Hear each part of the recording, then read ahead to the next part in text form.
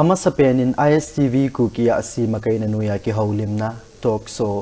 episode tampi ihung chi zo to kilhanin tuhin atha be in tu ni hin chalai munahin Amy gulhang gospel la sathim min thang gulhang lalcha haokip to ki haulim na in nei diwa hin tuhin apat na penin gulhang lalcha haokip ka hin lemo ve studio munahin ki pa ahi le gulhang lalcha haokip chalai mun nge ya hi na phat man tam ta ho na hin piwa na boi na tam pi na hin dal ha ki ho to ki haulim the dinga na hung kal son hi avelin ISTV staff for min le ke ma mimel hinan ke pa thu ka hin se a hi le tu hin ki ho na ina pat pe di hitan tin apat na kan do num pen chu hi hi le iki ho ma sang nge hon hin na chan sin thu koi khu a hi lawa hi le nanu na pa min aban ting le u chai zat na hiu ham tu le twa hi pina bol ham ti chu brief in introduction them khat na chan sin thu na hin sai thei de ham sai the ke hi kom na hi le tu to kom na hi le permanent address hi singat constituency sunga el phai mol wang khom ka hi in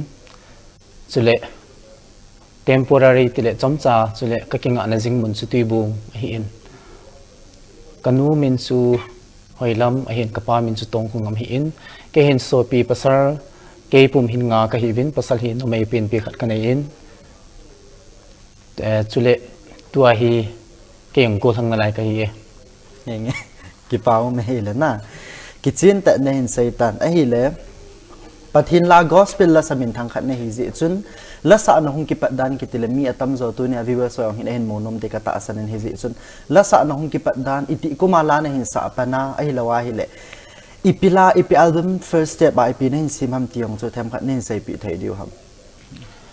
sai the kala sa ki pat ne hi le la ke hi ka ne wa pat hin la sa lung lut ni ke ka dreams khat ka hobby khat na an omen hi chi Sunday school hovel chuting le howin charles local charles ti hovel la hin chuting le kusungal locality neu khat function ne cha cha om ting jong le hi ti chun hobung mi khusung mi hon e jang win chuting le school farewell chule school inauguration ti hol law jong ka hin sign hi ti chun Sunday school jong ka hung ke mang cha in hi ti chun pha na hung chi chi nei le first album first step hi 2013 kum chun ka hin bol do in pathinin dam na ap in hi chun ngai lu theding inam sung le iza sungwa senior artist ho chule adi aga he theding pumang lun ho puzef ho chuting le adang dang ho jong aumin amu ha kunin lungse na ka hung chanin hi ti chun first step chu ka hin gp in chule tua hi chan ka hung thun hi pathian zala ai le ki pau me le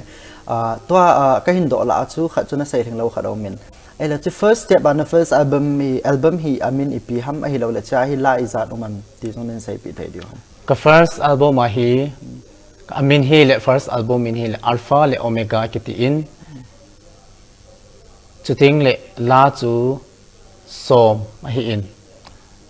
hi chi hi ka first album hi a hi le hi chin first album hi la izat umam a hi lawa hi le la hi nangin na sim zaw ma hi lo la bon amin hi si asim ngan ham hi lo ka first album hin la hi ken pathinin oap ho hi lo pi ka sa in chuting le sanakhang kaman sunga hin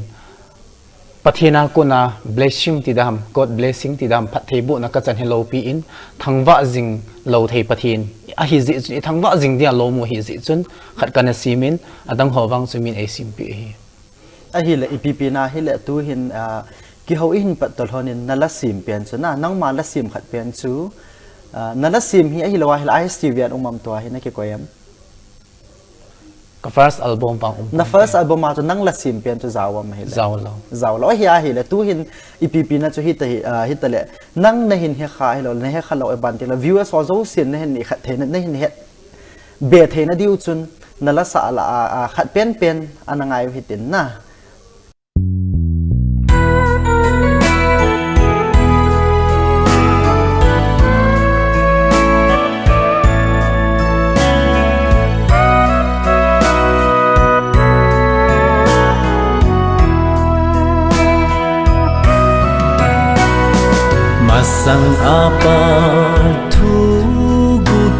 bel chu lấy sẽ lệ hàng bông kia sẽ ma sang in mít na mu lâu na khăn nga ra ngày lâu y hin Christa hi a hi Hallelujah apa tenge chu ngày lâu tuân sốt hin Christa Giêsu la zong gõ ngày lâu chu y hin na dia pe anahita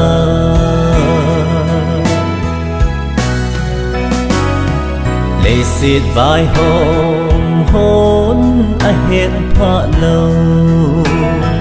mi chinh chị nan a khul pha ngày lâu van mi băng lâu và lấy mi hết pha lâu van mi Giêsu ấy về về Hallelujah apa tenge chu ngày lâu tuân sốt hin Christa Giêsu la zong gõ ngày lâu chu y hin na dia pe anahita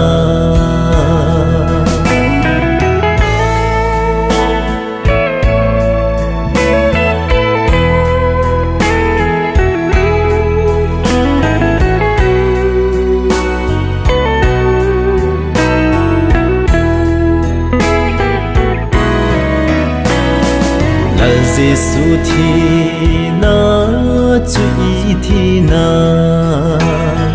a tho ki na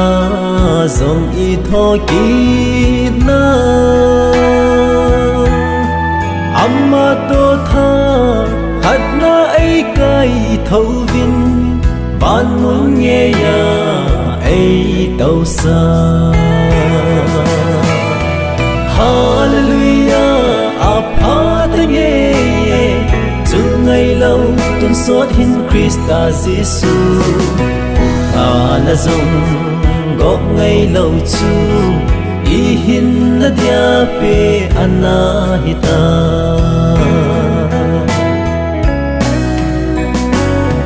tho ki nama sa ke tho vin Tini na him into nei bon te lal to na ma ala lu hu in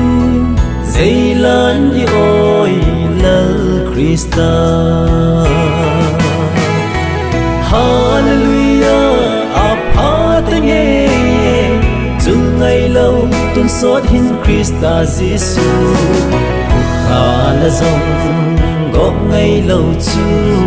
y hin na dia pe anahita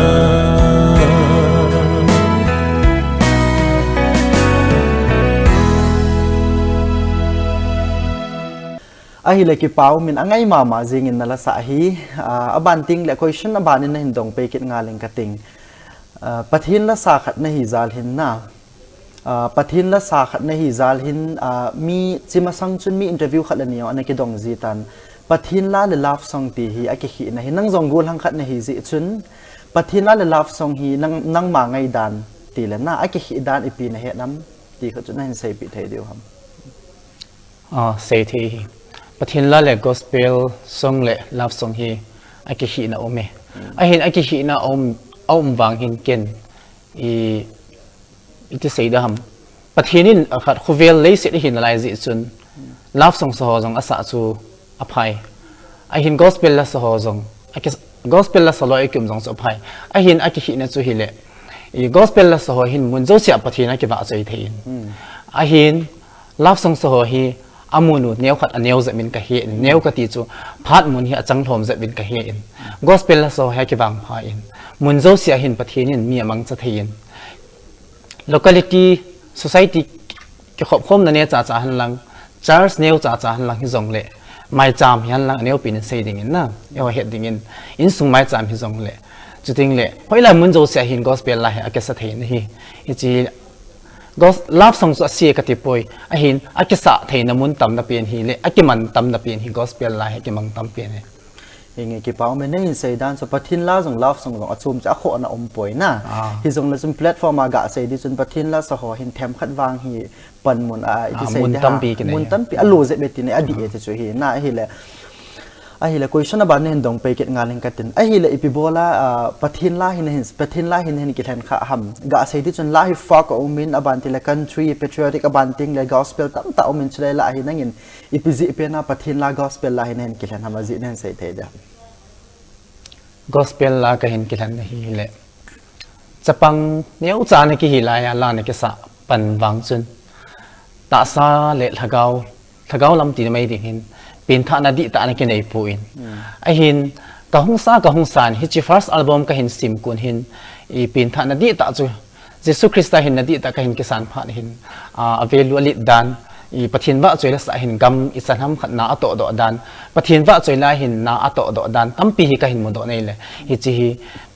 กะเป็นท่านี้จนปะไก่กระดำซุงอินนังมาฮีโอในปีนังมันโอในปีหิมังจังกตินกระดำซุงให้นหูกันในซุงนังมาวะจอยดิ่งินกะฮงกิลาในกติยาปัดหินตูนีหินปะทินวะจอยละสะฮีโลปีกะสะกะหินกิลันขาฮีไอ้เลยกี่เป้าไม่ได้หินใส่บางจนนังมาตาสานามีหินนัทนุนจงจุหินตินอบานติงเด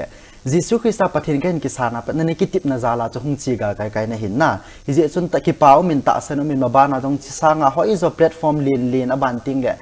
วันวิเลยสิปุ่มปียาฮีปะทินลากอสเปลกิปานะทุพาฮิจลาฮี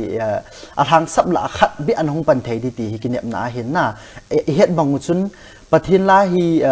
ทูโบเสฮิปะทินทูฮิทูโบเสอาใจเทฮิปอนนะไล่จงปะทินทูเซินไล่จงมีอัลมินอบานเตงไล่จงมีอัติลเขาเฮจิจุนฮิจลาจุปะทินเนี่ยเห็นมันจะจิงานเนี่ยเห็นมันจมจิงานนั่งจงอมอละจุขัดน้องเฮดิตาสนอมินกินเนบนาเห็นนะอบานเนี่ยตูหินลัสโจสีหินกะเสดิจุนไอ้มีละหัวหินวังขะเบลเราดิกตาสันเป็นมีอามา personal อาไม่หินาคิดเทรนะลาหินสะดวกจังนันตินบันเอสูปีเขาหินดิเตหิตาตามันนิปุริปีหิตาตามอหินซิลกุ้งขัดในเวนักกอดสตีดีฮัมนะลาสากิตีฮิที่จุดนั้นยินนันเนี่ยย้ำไอ้เราคุยฮัมอามาจูอิติกุมาปัดนันบอลาอิติจันนั่นหินซิลาตีขัดจุดนั่งมันนั่นใส่เทดีฮัมไอ้ใส่เทฮิประเทศบาจุยลาฮิจนก็เสียตาอินว่าปัจจุบันอิตาลีที่มี dreams อี hobby จังเลยนะก็เสร็จก็เห็นสิมปัตเทนะทุดอลทางปีนี้เขาจำจากก็เสียโนเมนฮิจิฮิก็จิลกุ้งฮิเลยปูเจฟกายฮินอามากุนหินเอเทรนนินฮิติหินลาหัวจง first album มาเอพีอินจุดทิ้งเลยไงลุเทดิงประเทศสอร์จัตเตอร์ฮอ evangelist pastor ฮอสุดที่ละดังหัวจงลาขัดแล้วนี่ฮิติจุน AP event collection นินอะไรฮิติจุนก็เห็น GP เป็นฮิติจุน A train นินไอ้หินเลยฮิติจุนเก่งจง voice control ด้านไอ้เราเลย voice simding ด้านสุดที่ละที่จุมีมขัดจุนลุงละขัดในที่ไงเลยกี่ humble ไงนะประเทศ OAP จุดเห็นไงไอ้หินอิตุขัดโกขัดลุนนั่นดิ่งจุนไอ้มาตาซา individual ละฮีกันเทหัสนะขัดถูกไง temptation ที่ทำทุ่งจงละถูกจงไงสุดที่ละกี่ humble นะขัดในไงนี่ struggle ไงฮิจิขัดจุก็เห็นในประเทศซาเลนฮิติจุนกจิลกุ้งพะเปียนสุดตัวฮิจันติงติงไอ้ปุยกาลกายประเทศกระทั่งไปนับบันติงเลยผู้เซฟกายจงสังกิปาตุกับพงศ์อาฮิเลกิปาอุเมนะก็เห็นตัวบางจุดนั้นเห็นเซตันจิลกุ้งขัดในกิติขัดซูa difference เจ็บเป็นเด็กตีฮิโจจิจูมีฮิอามาตาสาอามาบอลเทนอามาทิพนมองมาทิ้งจงนันเตฮิจงเลยจน senior จิลกุ้งขัดมีขัดเห็นจุยนกิติจูอามาในเหตุนั้นสังเอา at least 30% 40% แค่ไป 50% แค่ไปคัลเบดิ้งก็ตาสันน่ะไอ้มีเตจูกะเซดิจนทางไปจนสารกามาไปปีจิลเราฮิโจฮินดูสตานีมิกซิกฮิจงเลยว่าฮิทำขัดอาจมเจ็บเป็นน้ำจะช่วยหินตินไอ้เล็กเป้ามินอาบานาก็หินโดนมฮิฮิเลลาฮิตุสนาฮิก็เฮ็ดขินละว่าละมุนตินาลานหินสาดิกตะสันตาอินเฮ้ยไล่มุนาฮิละสานจีขาตามตีขัดจนหินใส่ปิดให้ดีประเทศว่าจุยลาก็หินสาปนาปัดหินกิเซเลจุนอินว่าปัดนี่กิเซเลกิเซโซโลไม่เทหินไอหินกิเซก็หินซิมโซปัดนินอัลบั้มก็เห็นซิมโซปัดหินอันนี้เป็นอาศัยดิจุนฮิจิยี่ห้อ chu example kam ke sung si si te tau te het the di chun na ei mi la se hello ding in ei mi la se jong hitapo in e ho tribe nam sung la te tau te e ho tribal ho sung la hin mizo la jong ka chi in chuting le i mal la jong ka chi in vai phe la jong ka chi in aban ting le hi chi e ho ne khat i ho state sung ke hit ke ti jong la ne khat ga gam tha zama hin state dang jong na ka chi in Mizoram chuting le Assam Nagaland chuting le maimal chana chun pathin ba choila chu tu hin ka sat do tai ki paum le jing e mi sung igam sung iveng sung khusung veng sung kiu hi lo azwa hin se han bang chun na mun tin asa na thei zo se platform a hin zat dang la mizo la hi ta ata Myanmar gam sung na ka san ki paum le jing na cha sanga chu nong chal bian lai zo de ka ta sanin ala to hi na second album hi na release lo la hi lo ham release lo tai na release zo ai le chi hi cái hết khi loại là ISTV là nạp lâu lại thì dễ chân na nạp tam ISTV kapi zo tai anh ya nạp ta na first album kapi lo second album kapi oh cái second à first album này hình pi để ta sana mình na ai là tu hin pathin la sala sa thim min thang na hi dễ chân la hi thu sang hi la hi ti sei de ha cái cả hin ga zep zep len el zep de ham kati nom zep de ham kati hin na dễ chân na la sa la na ngai num pen khat anavet hakit ohite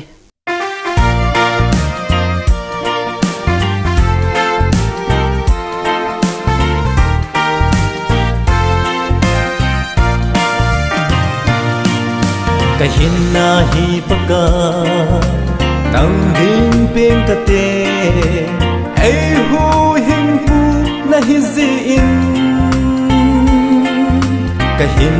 ngai lu in na ngai lu che in ka te hallelujah hallelujah amen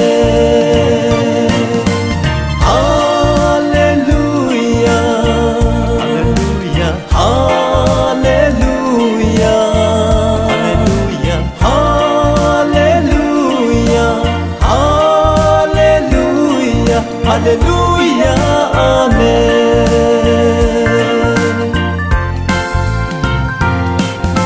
Ama chu ka he, lâu lai phanin zong, amman vang ei he zing zing na, ka ngày đốt mà sang,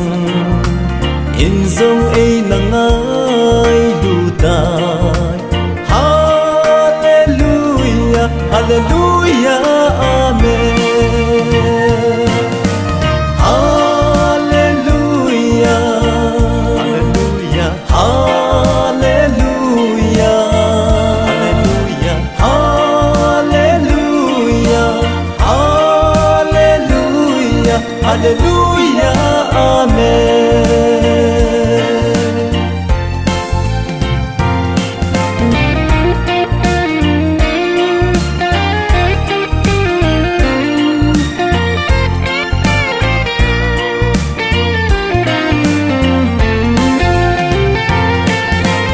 Thiên chân na đi thiên mô ở trong ta cả hin na din ở hung thi ta tuần số na cái hin na din ở thâu kita hallelujah hallelujah amen.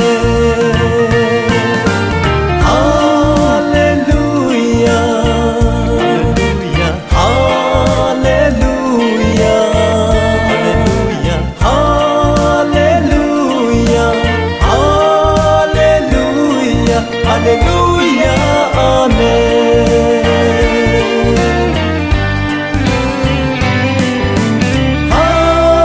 Hallelujah, Hallelujah, Hallelujah, Hallelujah, Hallelujah, Hallelujah, Hallelujah, Amen.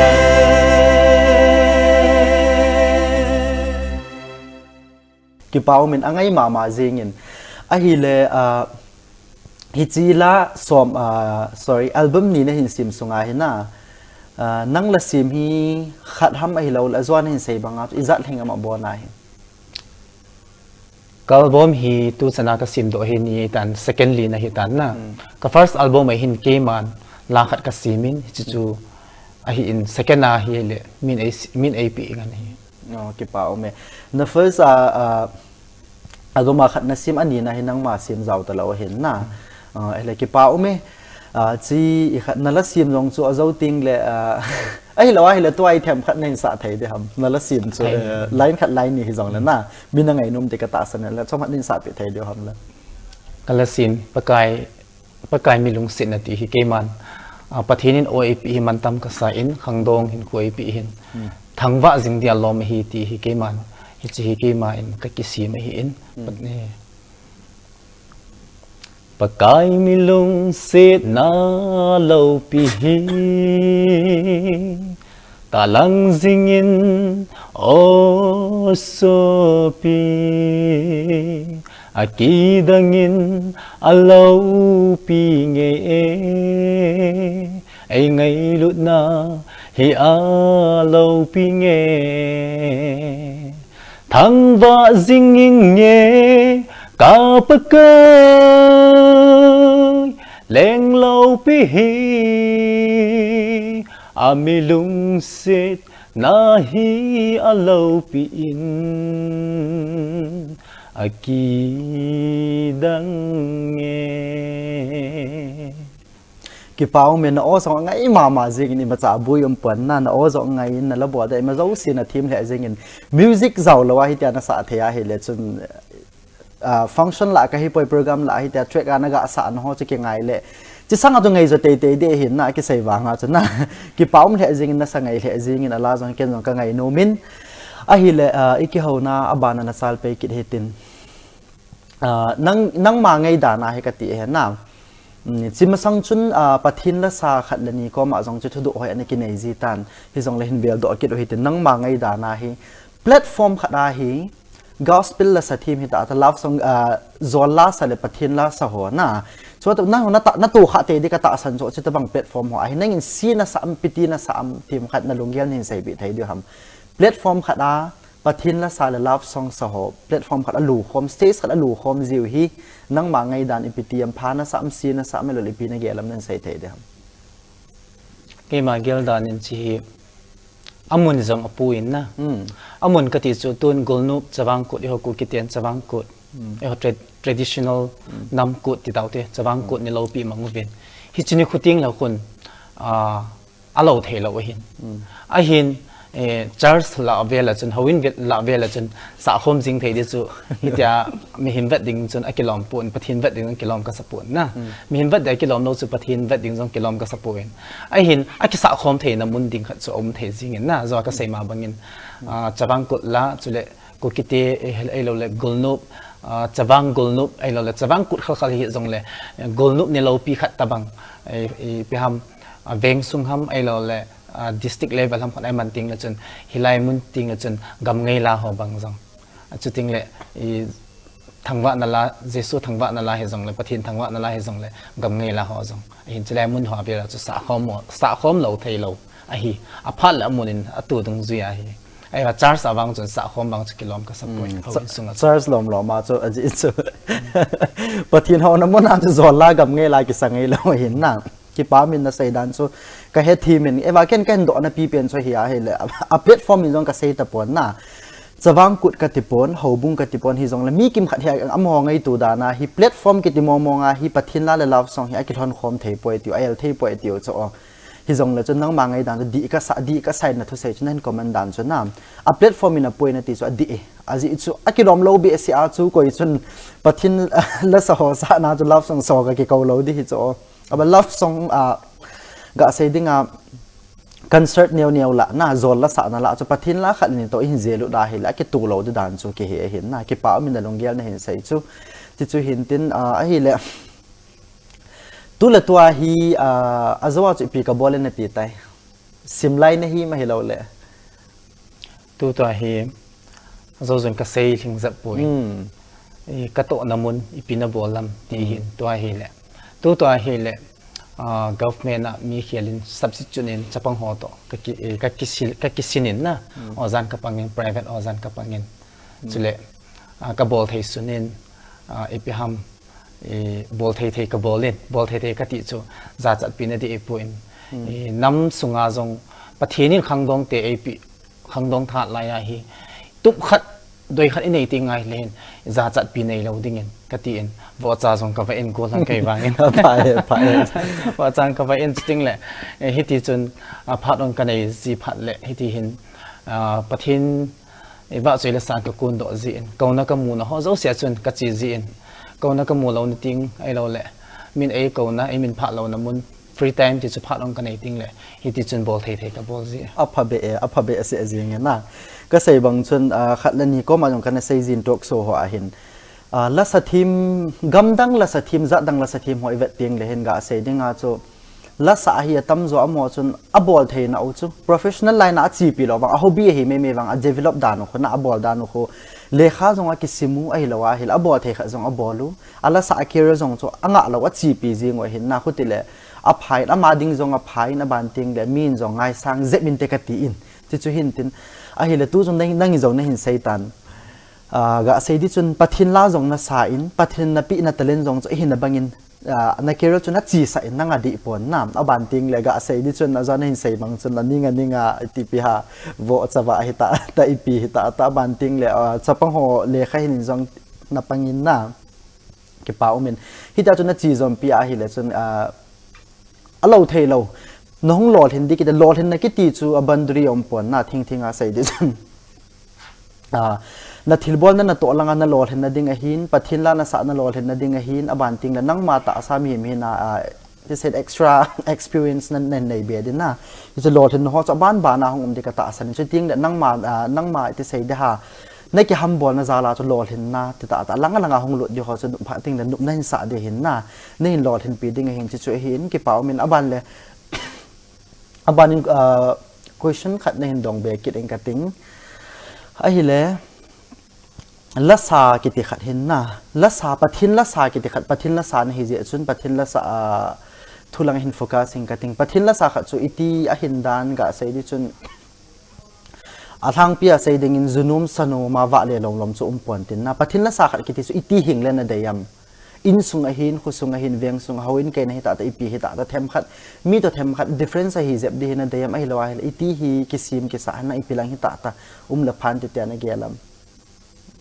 pathin va chei la sa khat kiti ding do hi keima ka zi zong hi pon na ka dei sa dan khat chui le pathin va chei la sa khat hi a khat na mi zo si to hin ki cham thai han lang alin aneu to hin ki ho thai han lang alin alal ka thai poi cho zo si to hin peace and kyum thai han lang chu ting le kineu sa na hin khu ki mang thai han lang ki sa na hin khu mang lowin aneu pen ka hiti hi ki thai han lang hi le imi hi na chomang di de hi pon pathin in talan ai pi chuna ji chun va choi la sa khat ki ti hi kinim sa kineu sa chu ting le mi zo si to ki ho thai di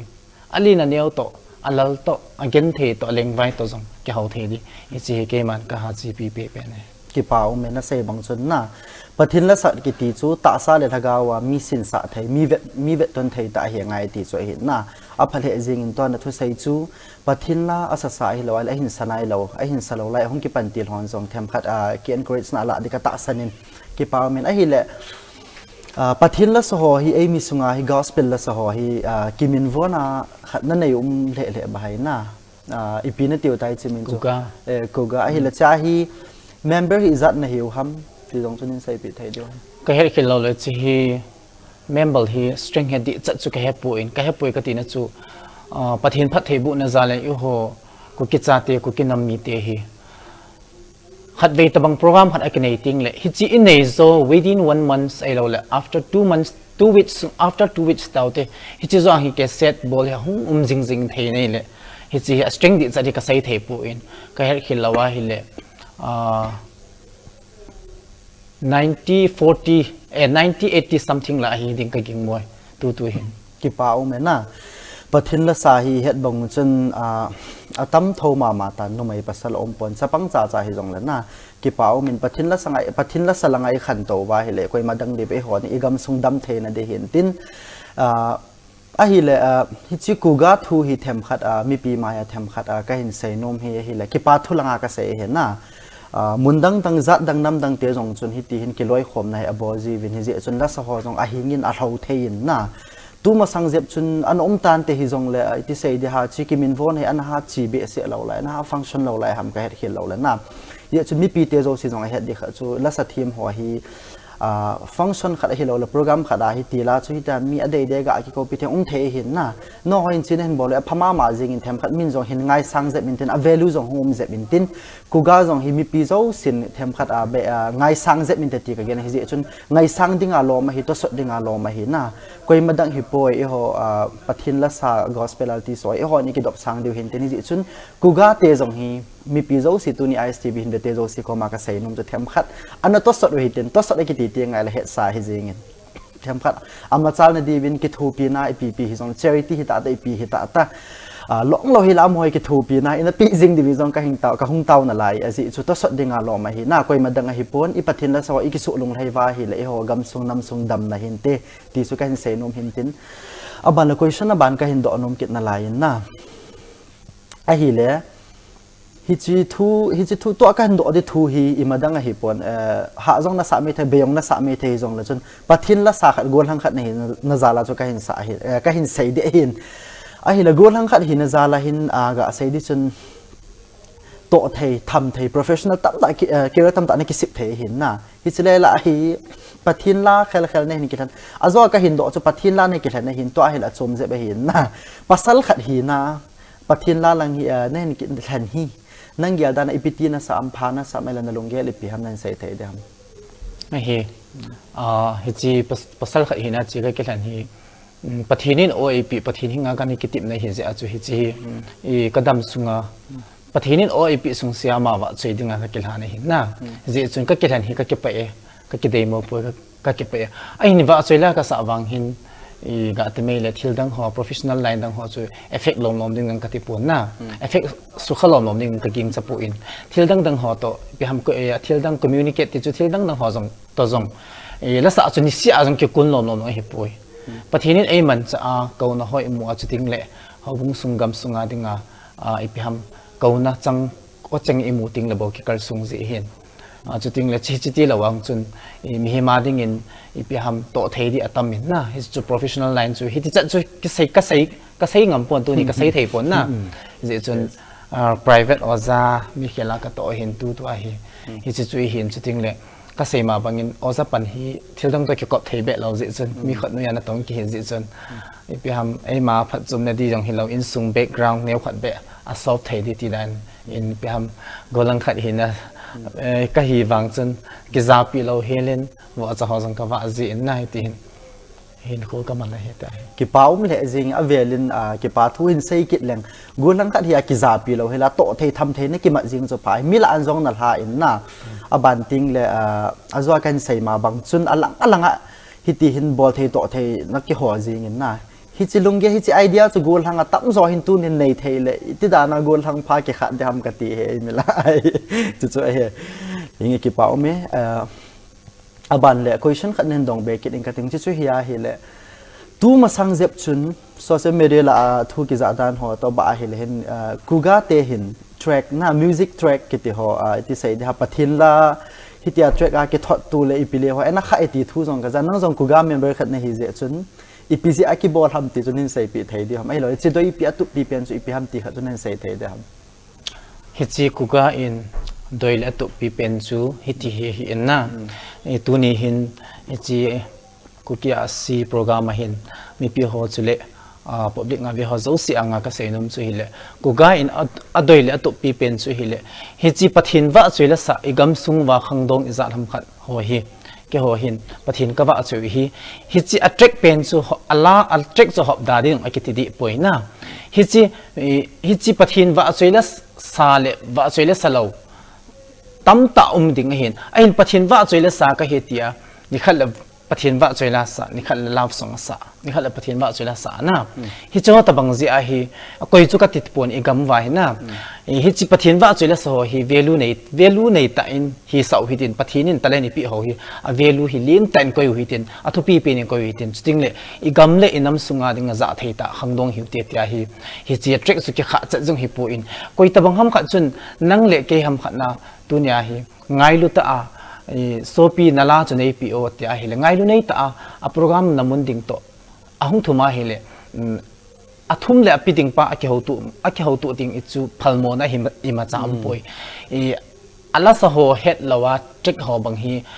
อีพิฮัมอามาเดต้าเทรกกิสีมาฮิโจเทมจะฮิกิเซดานิกเกียลินนะฮิตยากุกาโฮอินมีตั้มตันจังเซนาอินอากิซาอินปับลิงอินนะอิตีเกจงคอมเมนต์กัมูอินอิตีประเทศบ้าสุยละสาฮิกัดขัดหิวะประเทศนี้นั่งมา professional life ที่ไม่เลยโอ้หอยตาบุยสวยตาหน้าปีว่าฮิตาบังจูนั่นน้ำมีสักขัดดิ่งอันนั้นดาที่ยามตีขัดแค่ยงมีลอยตีขัดกุยสันเอบอลินฮิตลำโซเฮกัดินกับฮิลจิน briefing กับบอลินอากีได้ฮิป่วยจิเจ็กหัวจูพัฒนาอามานุจะกิดาปุ่นอาสุนิมจิอาสุสังขะจิอามาหัวเดตานากากิบอลขะจิบาจูฮิจิกุกาหินจิเนี่ยขัดฮิกิลูนเนี่ยหิตินประเทศนี้ตะเลนเอพีเขาฮิเนี่ยขัดสุโลปิวฮิติแค่หัวโลปีเนี่ยโซฮิโลดิ่งประเทศว่าสวยละฮิจิจนประเทศแค่หัวมินทันดีโลปีดิฮิโลวินประเทศว่าสวยละฮิจิจนฮิจิโซจูสุสังวิหิติอินัมสุงบะประเทศว่าสวยละฮิดอมสังโซสุลินโซเตตีฮิฮิฮิจิจูเนี่ยขัดกะกะฮิลักจีนะฮิกี่เป้ามันเลยจริงๆน้องบิดอยเป็นน้องตุเป็นช่วยให้เลยอะเวลูดิตีน่าเห็นนะประเทศละกิติจูประเทศละดิ่งฮิตยาจวนเห็นใส่บางตัวสุกตุงอากิบอลมันจะโลดิ่งประเทศไรจะจานในตาทิ้งตาเห็นนะเวลูในตาจีบินติวเห็นนะกี่เป้ามาจริงที่จะมีตั้มจนเฮทีมเฮจงนะตุนบางจูนั่งทุเสียคุณอาจารย์เฮทีมเดียวกับตาสนิทวิวสอจะอุสิจงกี่เป้ามันเฮจริงเห็นนะ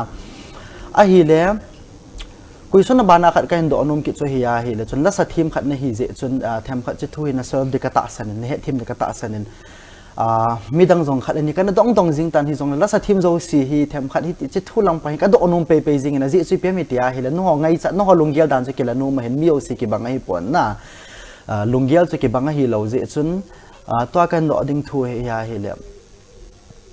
กะเสดิจนอิสูปีหอมิโซรัมหอมิโซหอฮิตาตานากะหอฮิตาตาลาสาวาฮิเลหินอันนี้มจ่าฮิโลฮิจะปังจ่าฮิจงหินอดอบตัวจิงมุโซ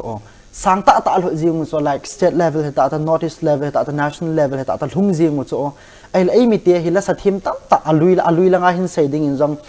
กะมินพะเทดิจนละสัตทิมินทางมาอุมังลุนกะเฮปอยลินดาไวเพกะเฮปอยลำคุลิงกะเฮปอยอบันติทางเจลินดงเงลกะเฮปอยตุไลกะสักขังกะเสดิจนอิติเสดาปทินละสลังอลัมในทิ้งทิ้งนูไฮในลำก็ให้ปล่อยมีตั้มตาหอยอีพีเตียหิเลยอัม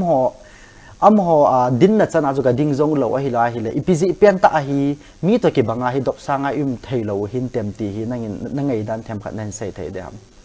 เกณฑ์จงก็ไล่ก็สุกไงด้านอมินหิมิโซรัมหอเนี่ยอันนี้เป็นอะไรดิ่งมิโซรัมหอจุดเลยอีหอ tribal สุงานน้ำดังหอติเต่าเตหินปัดว่าช่วยละสัตย์หอที่ไม่เละหอฮีมิโซรัมสุงาคนก็เห็นขิลละว่าฮิเละอโมหิน salary จงเสียมเปเป็นอโมที่มันจะนะสุงาอโมกำสุงาที่เต่าเต communicate สุงานะไอเห็นอีหออดีอากูคิดจะเตฮิละสำนักขันโอฮีปัดหินว่าช่วยละสาหันหลังน้ำละสาฮิตจงเละอีเป็น fans และ support ที่อัลสมินก็เห็นตัวนี้สันเห็นจุดจริงเละอีเป็นอีหอฮีอีพีฮัมน้ำขังโตโลอีหูฮัมอีพีที่ฮัมจังกังโลอีหูฮัมบางแก่ป่วยนะจะเรียนกำจุยในโลจิฮัมบางแก่ในป่วยนะพัดขัดติ้งแล้วบางจุอีพีฮัมแล้วสทีมหัวโจสีดิ้งเงินจงหงหนูมินตินทุกสี่ทีมหัวดิ้งเงินจงป่วยทรีทีมหัวตาดิ้งจงหนูมินเด็กตีนตู้ดินมุนบางเห็นแล้วสหัวดิ้งบางเห็นหาสัตว์เวที่จุกวยตะบางฮัมขัดจุนอีพีฮัมไงลุดจิเละเดซ่าจิอาสปอนเซอร์อโบลาไอโลเล่จุดทิ้งเล่อีจีอเดซ่าจะจูอามาอินสุงแฟมิลี่ขันสปอนเซอร์จริงหรออากิหมัวป่วยน่าแกยงแกยินลอยดังเตะหอสงฮิดิงกระตาสนินอาตั้มโซฮิละโซฮิปะทีโออีพิวโซหินไอว่าอินัมสุงว่าบางกิดบน่าอมเบสเสป่วยทิ้งแกเห็นกำมุนน่าตู้นี้หินจัดดังเตะ jaga saying for example la ding mizo te to hin ka compare la he ha sa ka sa thawe ke yong ken ma ha sa ka sa thai tu na he ka loi ka gol pathin wa choila ka sa khom pi ho zo sin iti ha sa da ding ham ka ti support lo chile fence lo chu ting le backup lo hin na hi chi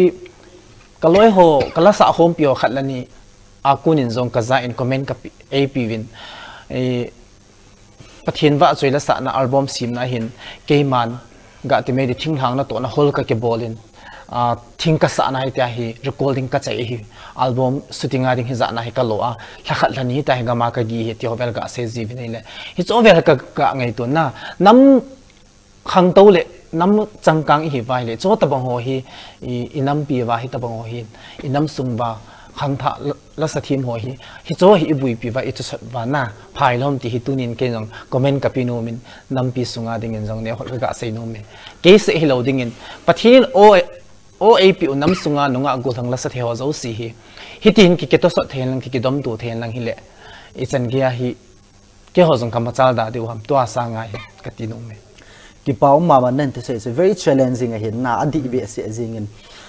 ga se di chun manipur sunga jong hin ei mi te context sai ga da hil itam tribal la ha tam pen ta bang hi ta vin nam aban ting le mizoram te chu heng state anei na ve mo chu alama chun ki to sat naw vin te sumjong nei naw vin te ti jing utin na chi chu hin hi jong le ei mi te yong chu I chan ham khat in wang chu thula la lang hi jong le pathin lung sit chun ihung ni khan jing ve ka ti no men population hi ta ta pi hi ta ta na hi chulai la hi la sa ho jong hi min pha thei khop se de hin na ji chu line zong a choi hin na nam sungam sung hi ta ta pi hi ta ta hi ji chun la sa thim hoi to na hin sei bang chun a ko hin them hot ki to sot na te ka banga chu hin sei be nang lami khat la hin sa hi la chun phat sei sanga chu comment boarding a thim poi a o lengi angai poi a khuti a ki bon ati de se jing hi ta chu tam zo hi chu da hen lang a ko mi mel hin ki he thim tu hen lang ki dop tu na ai lo le ki sponsor tu na hi ta ta ipi bi hong chi mind zo chu nei le hen na chi zo chu gel thei le hen la sa ho jong thanum vinatin mi pha chan chan hin pha vinatin na lungu jong lu in tin pathin jong lung thein te ti chu ka ta sanin na chi chu hin tin ikeu han chom khat break an la hi te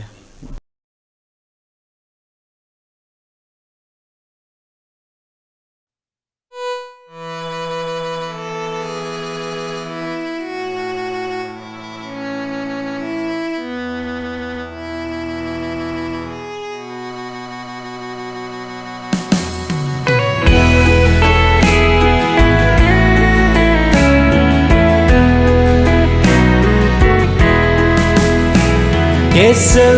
leng lên isim min thăng chung khôi băng đun na Bethlehem zin thun in chẳng lâu Pakai zin gần cung về Mi gen thầy ba Ban leng cha chu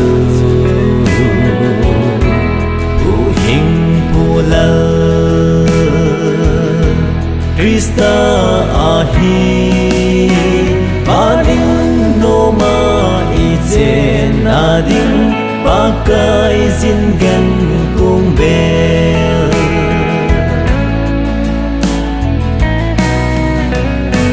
Bethlehem zin thun in bang Se dung lai gil sunga Silpun hoi te hoi bang alu Pakai zin gan kung ve Mi gen thei ba Ban leng cha chu Pu hing pu la Krista ahi Paling no ma ichen ading Pakai zin gan kung bel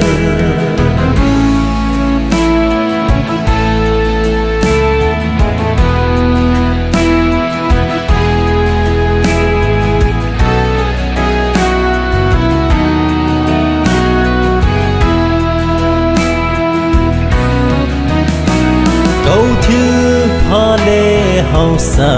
na te lấy xe ba hoi tìm chênh silung lai gil kama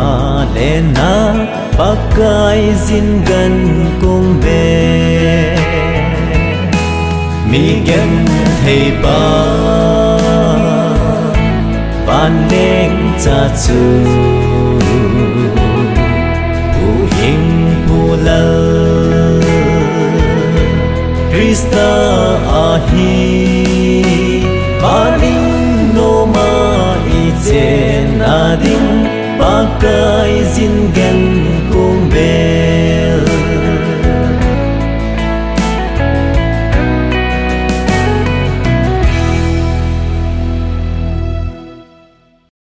ahile break chom khat hin la zo vin ki ho na chu aban an zom pe ki taw hitin ahila gul hang lal cha ho ke nang hi nanewa pat hitia la na hin sa masanga hi katidan chu recording ho cassette album ho na hin bol masanga hi ga se di chun tham phat competition ti ho hi na boying tho vin ai mi la zong nam chu ta bai pan na hin la kham ai lo la ichan na hun kham tiong chunin sei pi the deu ham chi pathin wa choila ka hin sa ka first album ka sim masang chat chun God give talent ti khat ku ga committee ho managing board ho to gun anu ya kun ya hung umin hi cha chun ke yong kama kani participate ni na hi cha chun pathin zalen top 10 chana chun ka hung zawin hi cha pa na chu step ka hung chi a senior artist ho ti dam ya dinga brother manglun ho brother zef kai ho in hi tia chu e hin to so do ba pathin zala chu hi chani ka hung lu nei ki pa mama ena avelin sei ki han lehan zilkung ai lawa hil to sot ding la thim mi ai lawa abol thei ai lawa la sei the asa thei khat chun i to sot lawa i ki thu pi lawa hil chun to na hin sei cho hi jing in na am ho za la chu chan ham khat an hung din sang be the he na din ki pa men a hi le tu ni chana hi you know this is common ala tu ni chana hi ai mi la sala hi ko hi na ngai sang pe nam ti dong ne dong in ka te nen sei thei de hab nu me hi ta da pasal he ta da tu ni chana hi koi la sa da na dei pe nam koi na ngai sang pe nam nu mai pasal na dei de na sei thei pasal la hin ka ngai sang pen hi tu ni chanin kala sa til nya pa nin kya dia ka senior ka eldes sang ti thei hi tan na senior boss ai ta in umang lun le pu mang lun le pu zef kai ka ngai sang nge ki pa mama jing an aman yo mi he thei kha chi han tan la saloi onin a o han jong achul pon na chi bang chun tua khang tha ho hi them khat ni sa lang te ta ta kham ne thei lang thu them khat hin hab beng ka ting na kan thu do dia hin khang tha ho dinga them khat hitia la hin sa ta ta love song ka he poi pathin la ke pa la hin sa la salung lut kha chun na upcoming hi ta hong ki pitil kha chun chi kham na thei ho to hin a ke kang se di hi pui mo na sam ai lawa hi la pui mo a hi la them khat nang ma ngai dan hin sei thei de ham hi chi pathin wa choi la sa ho ding hin adin khang tha ho ding hin tu ni hin thinin khu man hi a pha pe nin thinin khu man ya phai ka ti chu a hi it's okay ga ti mei le love song so ho chu ka dem poi ka se si poi a hin zu long sa jong don na win tin na win ti hi jong le pathin o pi kha chu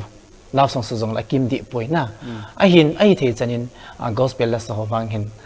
hi chi kham thei lang che ti mei le a hin kilung lu da han lang hi le chu ka dei sa pi pen hi ki pao me hi le a hi le tu na khan thu do ho hi them khat a ki bang gol in na ki bang zoi ni bang ta ki bang cha jong pon la sa thim khat na hi je chu nang ma long gel chu na cha ku na chu ipi chen sum thei de ham ipi aphadi sei do han de ham ti je chu ki hawlem na pi pen hung hin aban ting chu go ki hilawa khang tha dang la sa hung lung lu til ho aban ting na hi chi line chi professional la dinga hi hung lung lu na nei ho abana step hung chi be dinga ki hil na ki encourage na hi dikata san interview hi ta ki ho bo cha pha de hi pon na chi chu hin tin a hi le to kan do ki di hi pathin la sa ho hi na amo hi ti upgrade ball de ham ai rol iti hi pathin la so to sat na thei pen dinga hi ipi hi pui mo pen internet ti am nam pi hi lawa hi le nam pi sung ali na neu pute pate ta ta ula naw them khat elders lang ho hin lam kai lang ho hin ta ban na koi hi ta la sa ho hi iti kidom le hin iti to sot leo hin te sang ha hi hoi zo che pha zo che a hi ka din thei de he tia na ge lam na long gel them khat hin sein ka gel dan khat i tu hin incoming na incoming hello in outcoming cái tin này hello ta la hin sa tha til ding ho cassette hin sim tha ding album hin sim tha ding ho hi ka va na hi le hin adi sani in sunga hin nu la pa ti ho hin support api zing ngai fans le pe ham backup ngai in i cha te khat hi la sa hung lung lut ti ngai jong le i pe ham in sunga hin nu la pa a hin na cha te hoi nu la pa ki hin nu la pa hin ne kho support pi han lang support pi jing han lang tha na pi han lang hi le chu phat le ho bung sung area sung gam sung chun man cha the hung sun tin hin te ti hi abula hung ke pat na hin adi nu la pa khon a ki ngamin na nu la pa in sung mi te ho ula naw te hon support abol lawa hi le thei lo hi ti khat hi thil khat hi tu ma hi itu te nga hi itu hi goal hi itu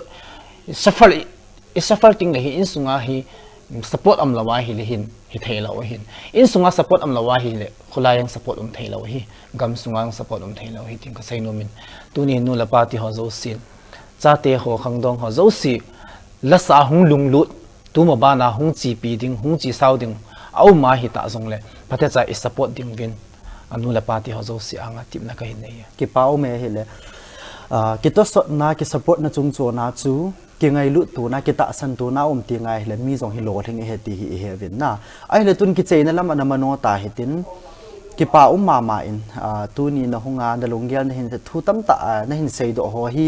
mi zo si ding in ki hil na hin te ti ka ta san in tun a chei na pen ding in ala sa ding in question khat na hin dong in ka ting a hi le tuai pathin la sa na hi je chun ma ba na pathin la ti jing in ka te na pathin la hin sa ding nui lang inui khang tha te ho te tau te chapang ho hung ki sep tha ho le upcoming ho hin am ho dinga hi til khong na thu chom cha hi jong le na hin sei thei de ham am ho za dinga tua ma ba na pathin ba choi la hin sading khang tha ho zo si hinga ka sei num chu hi le tua hung ki do ti tau te na mi he thei dinga tua la hin sapan pan ti ho hin thin hin khui man deu ting le nu la pat in sung mi ho to hin unity ta apani la khom deu chuting le ito ibol na lam zo sia gun chu ta ai pan deu hobung sung chule igam sung chuting le area sung ibir sunga dinga gambi sunga dinga mancha the ilam kai te ho leader so thunun ding chuting le ito gun ho chu hung lo thing di hi ding ko sai nu min ja chu hi cha nu la pa in support le tha na ipi jing di win nu la pa ho jong team na ka hin nei ki pau ma e i ki ho lim na hon hi pha chom khat pi hong chi tan hi ji chun ka ki pa ma in nang zong tu ni hin azwa ka sei bang chun na bui na tam ta ti hon hin dal ha tu ni ke to ki ho khom the dinga aban ting le chilai istv ya vpt ho to na am ho maya dalunggel ho aban ting le thil a phading aban ting le nang ma chan chin thu im zo si ho hi tam ta hi in sei lo han tan ki pa min mi tam ta na phat chom pi dong ka ta sanin nang chunga zong avelin ki pa thu i sei win hi chan chu hin tin i ki ho naw ka ki pa the jeng ke jong ka ki pa gulhang lalcha haokip gospel la sathi min thang to ki ho lim na in nei chu hi chan hin a ki chai tai na bon win istv program hin ve zo si mangpha